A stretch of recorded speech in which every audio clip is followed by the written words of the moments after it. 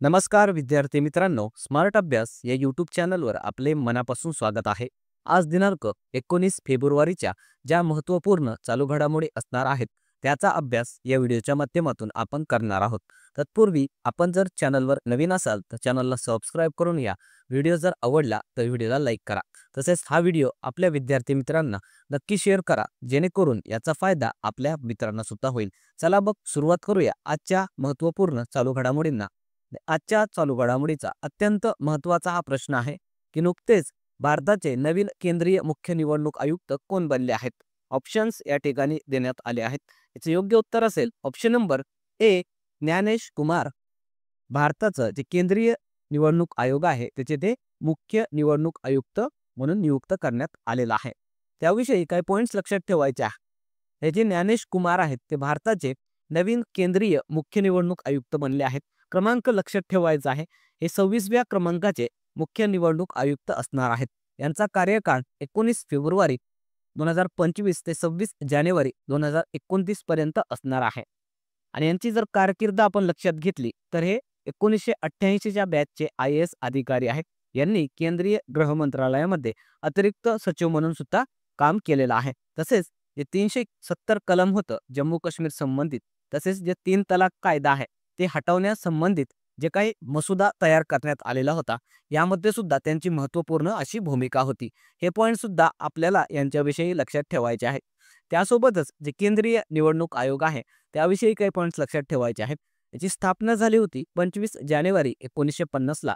याविषयी राज्यघटनेमधील भाग 15 मध्ये कलम 324 ते 329 दरम्यान तरतुदी सांगण्यात आलेल्या आहेत. सदस्यांचा कार्यकाळ असतो 6 वर्ष किंवा 65. जे अगोदर होईल ते अगोदर ग्राह्य धरलं जात असतं. आणि या केंद्रीय निवडणूक आयोगाचं कार्य काय असतं तर लोकसभा असेल, राज्यसभा, राष्ट्रपती असतील, उपराष्ट्रपती, तसेच राज्यांच्या विधानसभा निवडणुका पार पाडणे, तसेच मतदार याद्या तयार करणे, इतर सुद्धा अनेक कार्य हे केंद्रीय निवडणूक आयोगाचे असतात. हे सुद्धा आपल्या लक्षात ठेवायचं आहे. तसेच यापूर्वीचे मुख्य निवडणूक आयुक्त कोण होते 25व्या क्रमांकाचे तर राजीव कुमार होते. हे आपल्याला लक्षात ठेवायचं आहे. पहिले मुख्य निवडणूक आयुक्त होते सुकुमार सेन. पहिली महिला मुख्य निवडणूक आयुक्त रमादेवी या होत्या. आणि नुकतंच आत्ताच जी झालेली MPSC ची कंबाईन ग्रुप बी ची परीक्षा आहे त्याच्या पूर्व परीक्षेमध्ये हा प्रश्न विचारण्यात आलेला आहे. तसेच राष्ट्रीय मतदार दिवस 25 जानेवारीला साजरा केला जात असतो, कारण याच दिवशी आपल्या केंद्रीय निवडणूक आयोगाची स्थापनाही झालेली आहे. तसेच महाराष्ट्राचे मुख्य निवडणूक आयुक्त दिनेश वाघमारे आहेत. हे सुद्धा आपल्याला लक्षात ठेवायचं आहे.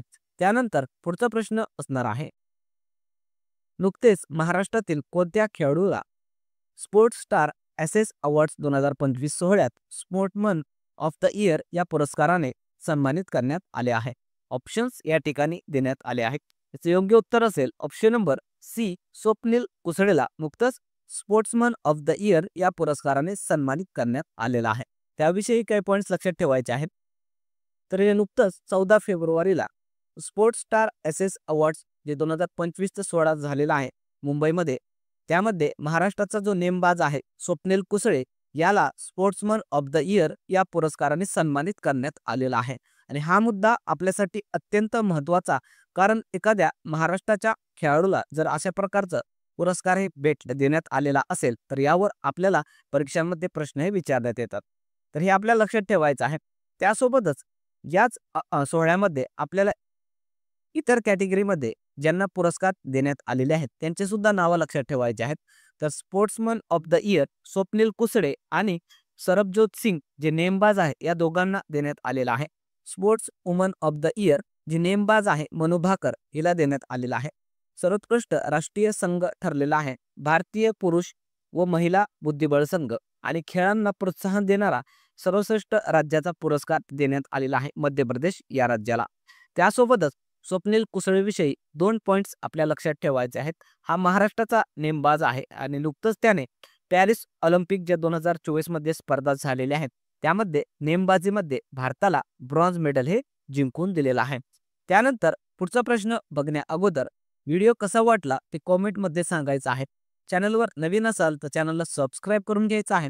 तसेच हा व्हिडिओ आपल्या विद्यार्थी मित्रांना नक्की शेअर करा, जेणेकरून याचा फायदा आपल्या मित्रांना सुद्धा होईल. चला मग पुढचा प्रश्न बघणार आहोत. नुकतेच लोकसभा सदस्यांसाठी किती नवीन भाषांमध्ये ट्रान्सलेशन अर्थात भाषांतराची सुविधा सुरू करण्यात आलेली आहे? ऑप्शन्स या ठिकाणी देण्यात आले आहे. याचे योग्य उत्तर असे ऑप्शन नंबर बी, एकूण 6 भाषांसाठी हे ट्रान्सलेशन सुविधा ही लोकसभेमध्ये सुरू करण्यात आलेली आहे. त्याविषयी काही पॉईंट्स लक्षात ठेवायचे आहेत. तर लोकसभा सभागृहामध्ये जे इतर भाषेमध्ये भाषण केलेले असतात इतर सदस्यांकडून, समजा इंग्रजीमध्ये कोणी करत असेल किंवा मराठीमध्ये, हिंदीमध्ये, ते इतर सदस्यांना ती भाषा कळत नसेल तर अशा सदस्यांसाठी ज्या इतर भाषा असतात त्यामध्ये ट्रान्सलेशनची अर्थात भाषांतराची सुविधाही उपलब्ध करून देण्यात आलेली आहे आपल्या लोकसभेमध्ये. सध्या जर बघितलं तर 10 भाषांमध्ये अशा प्रकारची ही ट्रान्सलेशन सुविधा उपलब्ध आहे. यामध्ये आता नवीन 6 भाषा ज्या आहेत त्याच्यासाठी ट्रान्सलेशनची सुविधाही सुरू करण्यात आलेली आहे. तर ह्या नवीन 6 भाषा कोणत्या आहेत त्या सुद्धा आपल्याला लक्षात ठेवायचं आहे. तर पहिली आहे बोडो, दुसरी आहे डोगरी, तिसरी आहे मैथिली, मणिपुरी, संस्कृत आणि उर्दू. या 6 भाषा ज्या नव्यानं सुरू करण्यात आलेल्या आहेत त्यांची ही ट्रान्सलेशन सुविधा ते आपल्याला लक्षात ठेवायचं आहे. आता एकूण 16 भाषांमध्ये लोकसभेमध्ये ट्रान्सलेशनची सुविधाही उपलब्ध असणार आहे. आणि भारताची संसद ही जगामधील एकमेव अशा प्रकारची संसद आहे की ज्यामध्ये एवढ्या मोठ्या प्रमाणामध्ये ज्या वेगवेगळ्या भाषा आहेत त्याच्यामध्ये ही ट्रान्सलेशनची सुविधा उपलब्ध करून देत असते. हा मुद्दा सुद्धा आपल्यासाठी महत्त्वाचा आहे. त्यासोबतच इतर काही पॉईंट्स या संबंधित आपल्याला लक्षात ठेवायचे आहेत. तर राज्यघटनेची जी अनुसूची आहे 8 त्यामध्ये एकूण 22 भाषा आहेत आणि त्यामध्ये ज्या की अनुसूचित भाषा म्हणून ओळखल्या जातात. तर अलीकडच्याच ज्या अनुसूचित भाषा आहेत त्या आपल्याला लक्षात ठेवायच्या आहेत. 19व्या क्रमांकाची आहे बोडो, 20व्या क्रमांकाची भाषा आहे डोगरी, 21व्या क्रमांकाची मैथिली आणि 22व्या क्रमांकाची होती संताली, जे की 92व्या घटनादुरुस्तीने ही जी अनुसूची 8 आहे त्यामध्ये समाविष्ट करण्यात आलेली होती. आणि नुकतंच केंद्र सरकारकडून नवीन 5 भाषांना अभिजात भाषेचा सुद्धा दर्जा देण्यात आलेला आहे. अगोदर 6 भाषांना अभिजात भाषेचा दर्जा होता. आता नवीन 5 अभिजात भाषा बनवण्यात आल्यामुळे देशामध्ये सध्या 11 भाषा या अभिजात भाषा झालेल्या आहेत. तर या नवीन 5 भाषा कोणत्या आहेत त्या आपल्याला लक्षात ठेवायचं आहे, कारण त्या आपल्या परीक्षेच्या दृष्टीने महत्त्वाच्या आहेत. तर पहिली आहे प्राकृत भाषा, दुसरी आहे मराठी, तिसरी आहे आसामी, चौथी आहे पाली भाषा आणि 5वी आहे बंगाली. त्यानंतर पुढचा प्रश्न असणार आहे ब्लूमबर्ग रिपोर्ट 2025 नुसार आशिया खंडातील सर्वात श्रीमंत कुटुंब कोण आहे? ऑप्शन्स या ठिकाणी देण्यात आले आहेत. याचे योग्य उत्तर असेल ऑप्शन नंबर बी, अंबानी फॅमिली किंवा कुटुंब जे आहे ते या ब्लूमबर्ग रिपोर्ट जे आलेला आहे 2025चं यानुसार हे आशिया खंडातलं सर्वात श्रीमंत कुटुंब हे ठरलेलं आहे.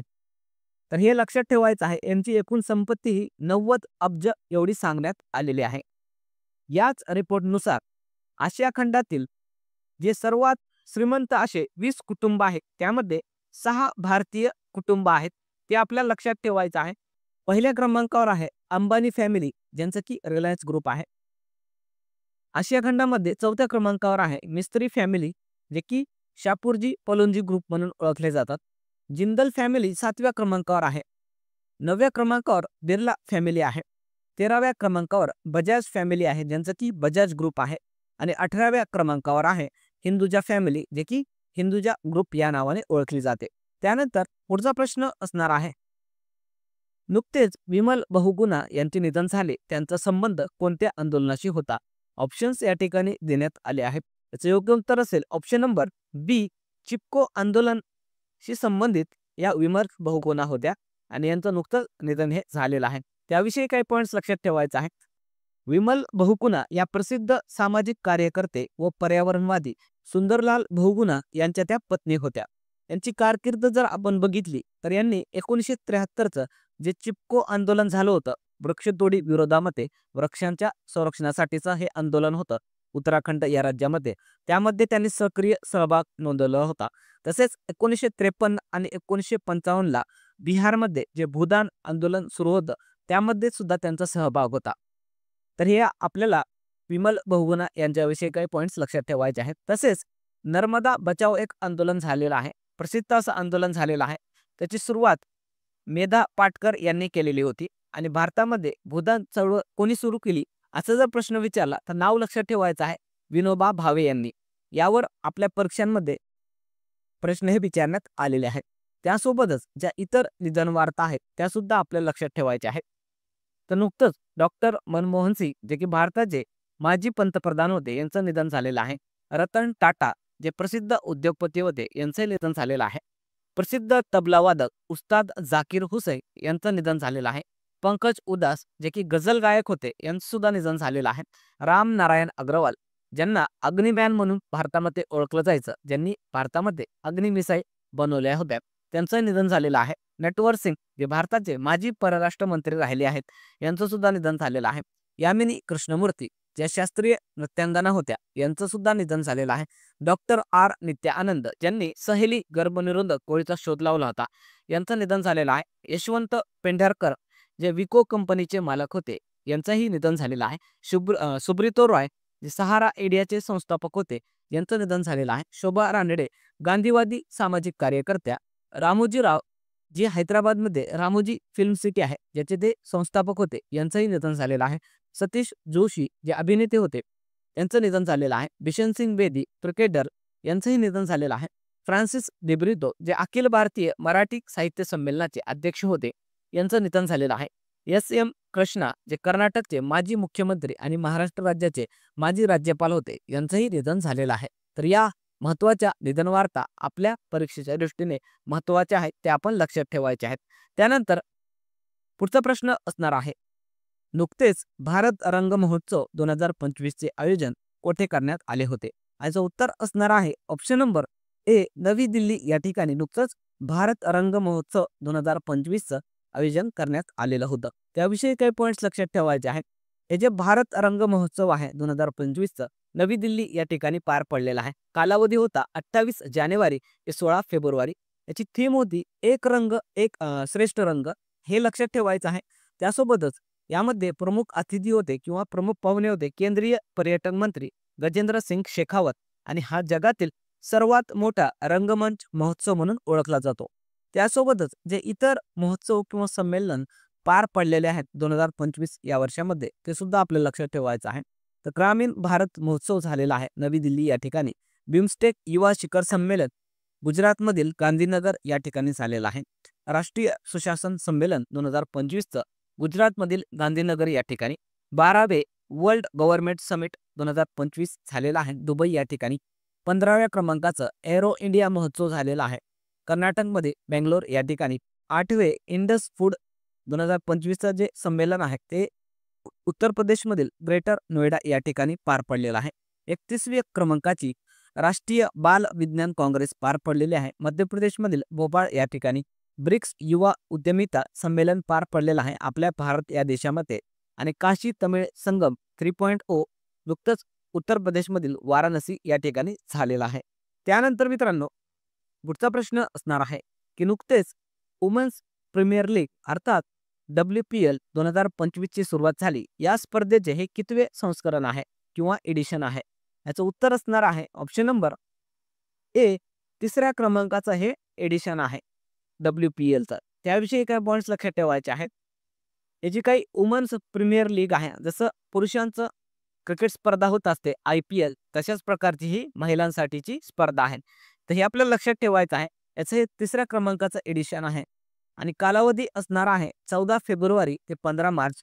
एकूण संघ यामध्ये 5 आहेत. अंतिम सामना मुंबईमधील ब्रेबॉर्न जे स्टेडियम आहे त्या ठिकाणी होणार आहे. आणि या स्पर्धेमधील सर्वात महागडी महिला खेळाडू ठरली आहे सिमरन शेख, जी की गुजरात या संघाने तिला खरेदी केलेला आहे 1,90,00,000 रुपयांना. तसेच या स्पर्धेचे मागील विजेते कोण होते हे सुद्धा आपल्याला लक्षात ठेवायचं आहे. 2023 ची पहिली स्पर्धा झाली होती. याचा विजेता मुंबई इंडियन्स संघ ठरला होता. 2024 चा RCB हा संघ ठरलेला आहे. तसेच इतर काही क्रिकेट विषयक आपल्याला स्पर्धांचे विजेता लक्षात ठेवायचे आहेत. तर 9व्या क्रमांकाचं महिला आशिया कप झालेला आहे. त्याचा विजेता श्रीलंका हा संघ ठरलेला आहे. पुरुष T20 वर्ल्ड कप झालेला आहे 2024 चा. त्याच्यामध्ये विजेता संघ भारतीय क्रिकेट संघ ठरलेला आहे. महिला T20 विश्वकप झालेला आहे. त्याचा विजेता न्यूझीलंड महिला संघ ठरलेला आहे. तसेच आपल्याला अजून 2 महत्त्वाच्या नियुक्त्या लक्षात ठेवायच्या आहेत क्रिकेट या संबंधित. आशियाई क्रिकेट काउन्सिलचे अध्यक्ष बनले आहेत शमी शिलवा आणि ICCचे नवीन अध्यक्ष बनले आहेत जय शाह. त्यानंतर मित्रांनो, कालच्या ज्या काही महत्त्वाच्या घडामोडी होत्या त्याचं क्विक रिव्हिजन या ठिकाणी आपण करणार आहोत. तर पहिला प्रश्न आपण काल बघितला होता. नुकतेच भारतातील पहिले हनी पार्क महाराष्ट्रामध्ये कोठे उभारण्यात आले? याचं उत्तर होतं ऑप्शन नंबर ए, महाबळेश्वर या ठिकाणी भारतातलं पहिलं हनी पार्क उभारण्यात आलेलं आहे. याविषयी कालच्या व्हिडिओमध्ये आपण डिटेलमध्ये अभ्यास केलेला आहे. त्यानंतरचा प्रश्न आपण बघितला होता. नुकतेच कोणत्या देशाने कोल्ड शिप नावाने अंतराळ स्थानक उभारण्याची घोषणा केली आहे? याचं उत्तर होतं ऑप्शन नंबर बी, चीन या देशाने हे कोल्ड शिप नावाचं अंतराळ स्थानक उभारण्याची घोषणा केली आहे. त्यानंतरचा प्रश्न होता. इस्रोने कोणत्या IIT सोबत मिळून अंतराळ प्रयोगांसाठी स्वदेशी सेमीकंडक्टर विकसित केले आहे? आणि याचं उत्तर होतं ऑप्शन नंबर ए, IIT मद्रास. त्यानंतरचा प्रश्न होता. नुकतेच the new icon Savarkar and the facts या पुस्तकाचे प्रकाशन करण्यात आले. याचे लेखक कोण आहे? याचं उत्तर होतं option number C, Arun Shourie. त्यानंतरचा प्रश्न होता. नुकतेच ग्रीस या देशाचे नवीन राष्ट्रपती कोण बनले आहेत? याचं उत्तर होतं ऑप्शन नंबर डी, कॉन्स्टँटाइन टॅसोलस. त्यानंतर मित्रांनो, पुढचा प्रश्न होता.